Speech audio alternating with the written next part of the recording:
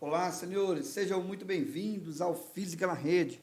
Aqui com vocês é o professor Marcelo Martins. Nesta aula de hoje, a gente vai estar dando continuidade aos princípios ópticos, no qual a ótica geométrica ela é baseada. Antes da gente começar essa aula de hoje, já peço que vocês se inscrevam em nosso canal, ative aí o sininho de notificação para poder receber os nossos vídeos em primeira mão e não esqueça de dar aquele joinha para poder ajudar na divulgação do nosso trabalho. Peço também que vocês sigam o nosso Instagram. Aqui está uma imagem para poder facilitar a localização do nosso Instagram, certo? Que é Física na Rede, professor Marcelo Martins. Vai lá que você vai encontrar resumos, você vai encontrar mapas mentais e resolução de exercícios. Isso vai ajudar, obviamente, no direcionamento dos seus estudos. Bem, pessoal, a ótica geométrica ela é pautada em 3 princípios, tá, óticos. O primeiro deles a gente vai estar destacando como sendo o princípio de propagação retilínea da luz. O que diz esse princípio, pessoal? Ele diz que em meios transparentes, homogêneos, a luz ela vai se propagar em linha reta. Então, caso eu tenha um meio transparente homogêneo, a luz simplesmente se propaga em linha reta. Uma evidência da propagação retilínea da luz é a formação de sombra, ó. A formação de sombra desses dois indivíduos que estão aqui, tá? Não dá para ver muito bem quem é, talvez seja o pai e o filho, ou a mãe e o filho. Nós notamos que pelo fato da luz se propagar em linha reta, há uma obstrução para a passagem da luz, o que projeta então a formação de sombra, a qual foi projetada no solo. Bem, como consequência dessa propagação retilínea, eu tenho aqui 3 situações para poder mostrar para vocês.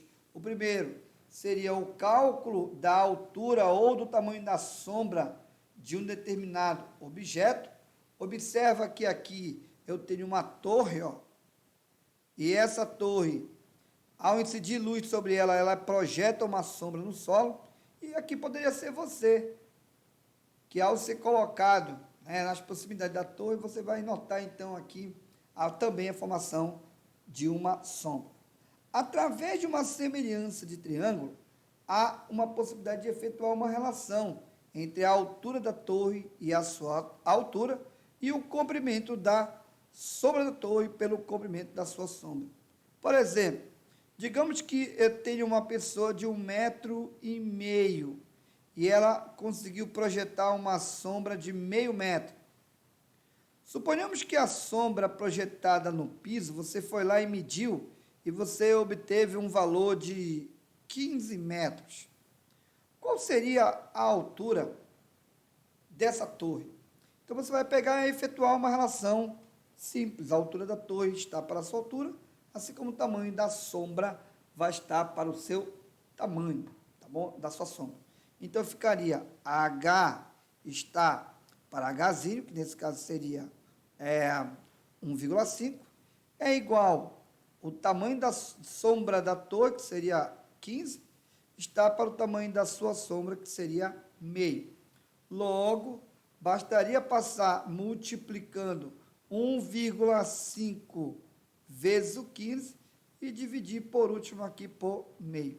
Então, se você fizer essa continha, que é multiplicar 15 vezes 1,5 e depois dividir por 0,5, você vai notar que o valor encontrado para o tamanho desta torre será de 45 metros, tá bom? Então, aí é uma forma alternativa de uma medida indireta para o tamanho de uma sombra. Outra aplicação que nós temos é a chamada câmara escura de orifício. A câmara escura de orifício ela permite a captura de objetos que são projetados de forma invertida no seu interior. Como é que eu consigo, por exemplo, relacionar? Tu vai pegar a altura do objeto, ou seja, o tamanho dele, vai dividir pelo tamanho da imagem que é formada dentro dessa caixa, e isso aqui é igual à distância que o objeto se encontra do orifício, até sobre a distância do orifício até o fundo dessa caixa, que é onde a imagem vai estar sendo projetada. Então, através desta relação, é possível se medir, tá, alguma relação que teria interesse dentro daquele orifício. Outra evidência é a formação dos eclipses.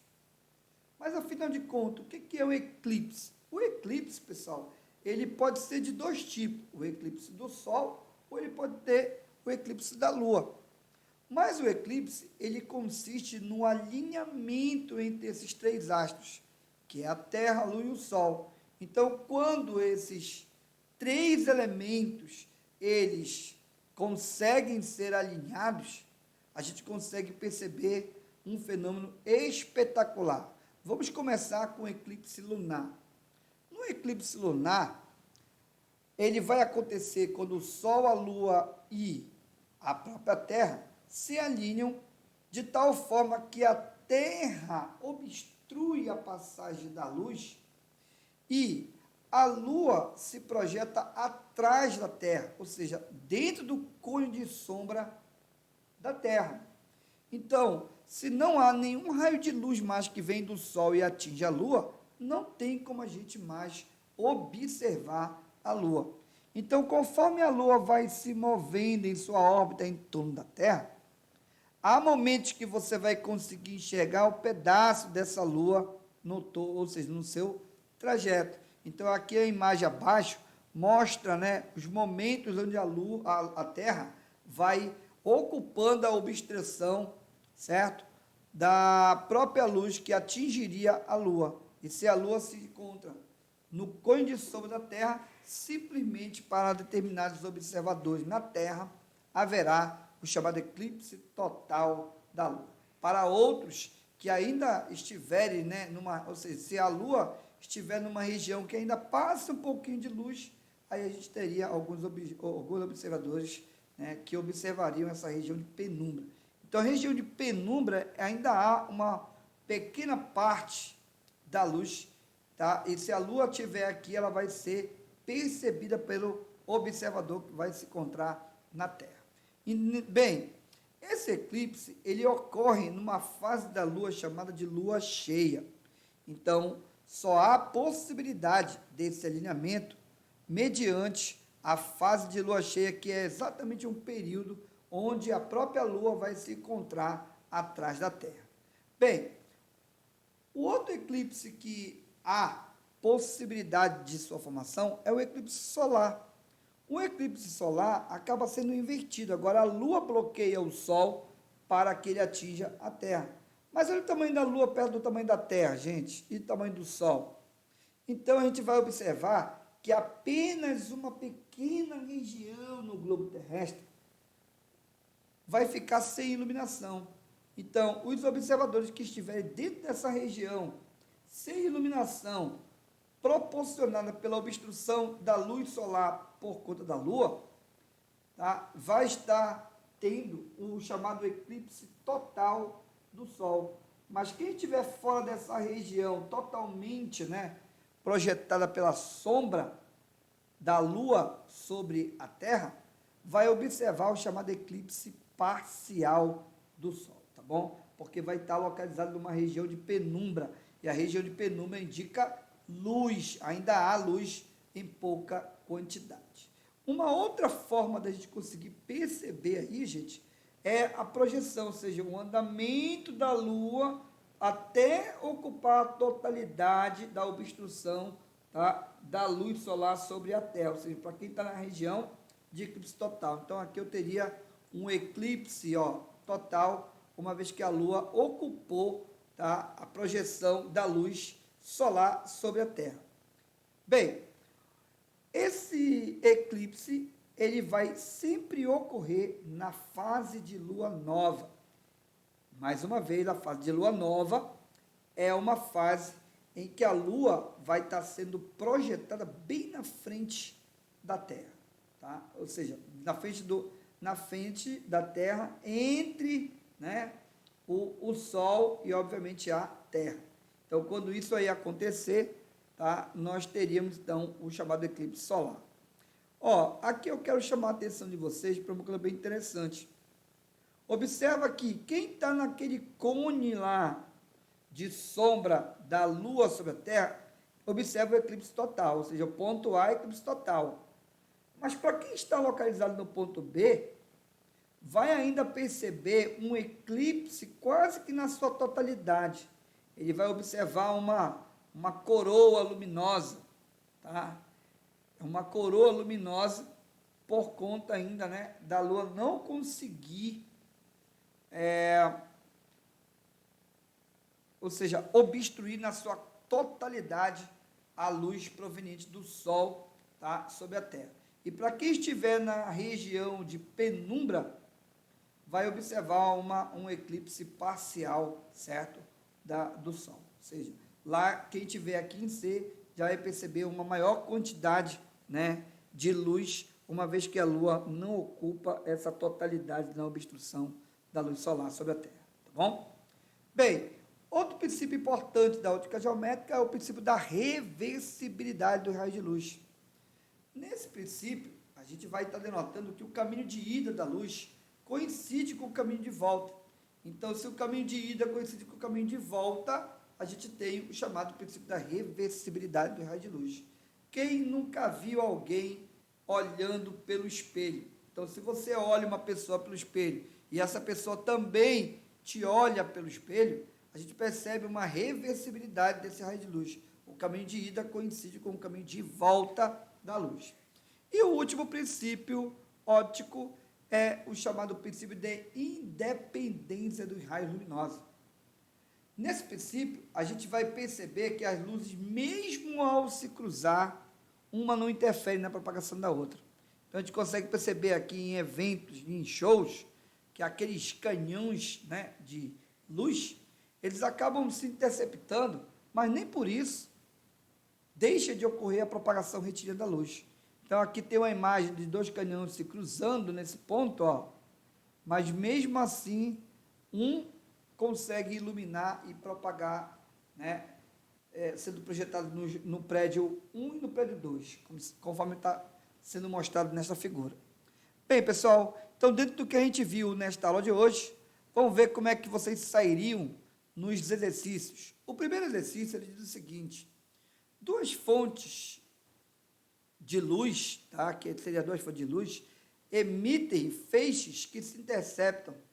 Durante o cruzamento dos feixes A, letra A, aqui, ó, reflexão, isso aqui seria a letra A, letra B, C, D e letra E, tá bom? Acabou não saindo aqui do slide.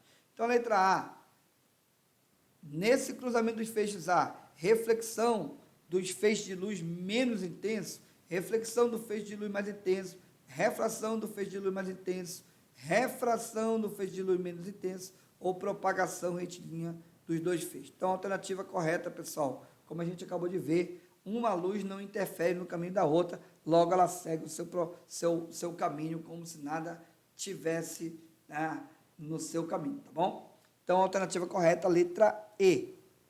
Próxima questão diz assim: o motorista de um carro olha no espelho retrovisor interno e vê o passageiro no banco traseiro.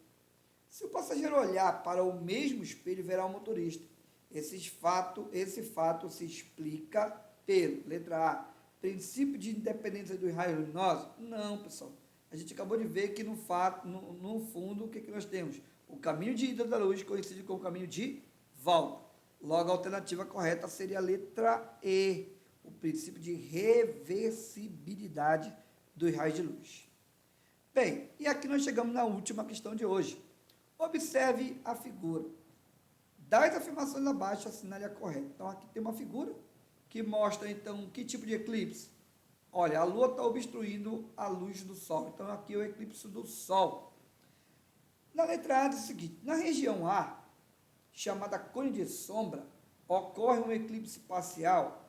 Pessoal, aqui em A, escuridão total. Então, aqui nós temos o eclipse total. Então, a letra A diz que o eclipse é parcial, está fora a letra A. B, nas regiões A, B e C, ocorre o eclipse solar. E na região D, temos noite. Pessoal, aqui em C, não tem eclipse. O eclipse vai até aqui, ó. Tá vendo? Então, na região C, não tem eclipse, está fora a letra B. Letra C, na região A, ocorre o eclipse total. Beleza. Na região B, ocorre o eclipse total? Não, em B já temos o quê? O eclipse parcial. Letra D. Na região A ocorre o eclipse total, beleza. Na região B o eclipse ele é parcial, ok. Em C não ocorre eclipse e o fenômeno é uma evidência do princípio de propagação retilínea da luz, beleza. Em C não tem eclipse e realmente a alternativa correta seria a letra D. Bem, pessoal, nós chegamos ao fim de mais uma aula, espero que vocês tenham aí conseguido acompanhar até o final. Se você gostou, já dá aquele like para poder contribuir aí no nosso trabalho e até a próxima, senhores. Tchau, tchau.